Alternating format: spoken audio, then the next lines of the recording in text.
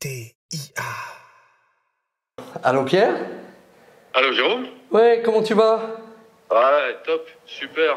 Dis donc, je t'appelle parce que, tu sais, on avait promis en octobre un épisode 2 de notre série. Ah bah c'est vrai ça, bah ça tombe bien. Tu sais pourquoi ça tombe bien?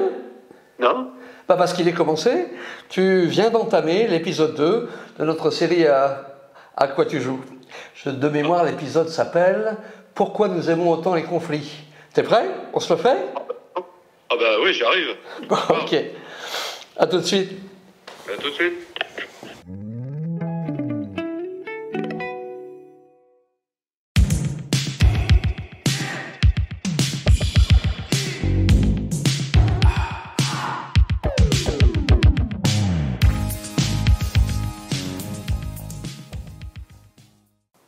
Dis donc, le titre de l'épisode 2, là, il est un peu gonflé, non? Ah bon? T'aimes les conflits, toi? Bah, c'est pas tant que j'aime les conflits. Enfin, regarde autour de toi, la première occasion, tout le monde s'engueule.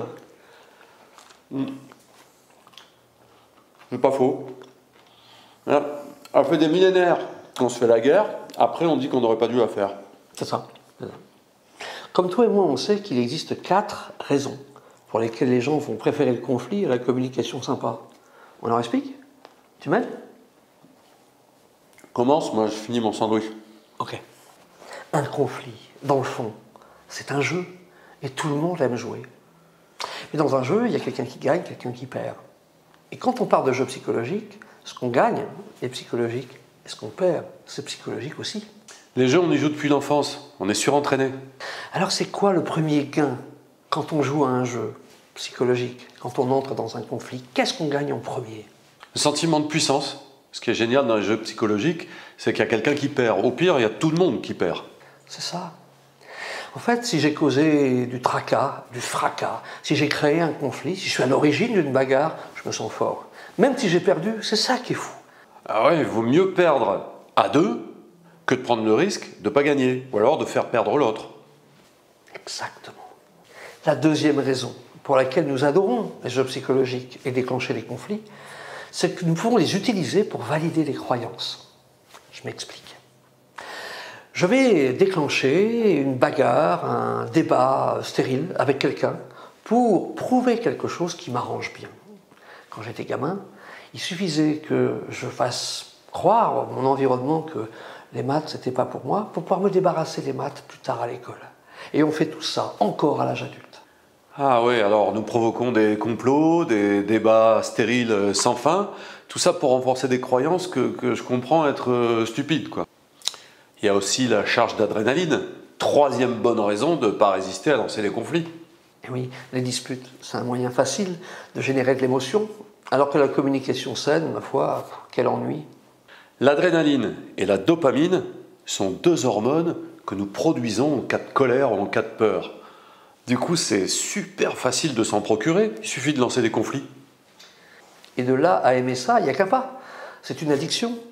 Tiens, en parlant d'addiction, il y a aussi l'addiction au jeu, tout simplement. Nous en devenons accros, comme le joueur de casino. Pareil. C'est ça.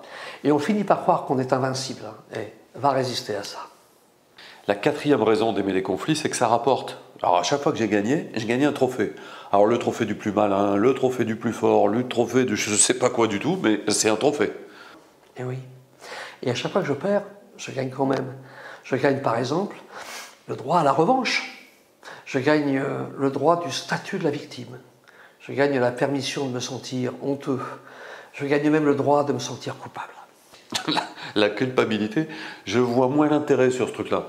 Mais si, ça occupe. Faute de mieux, ça occupe.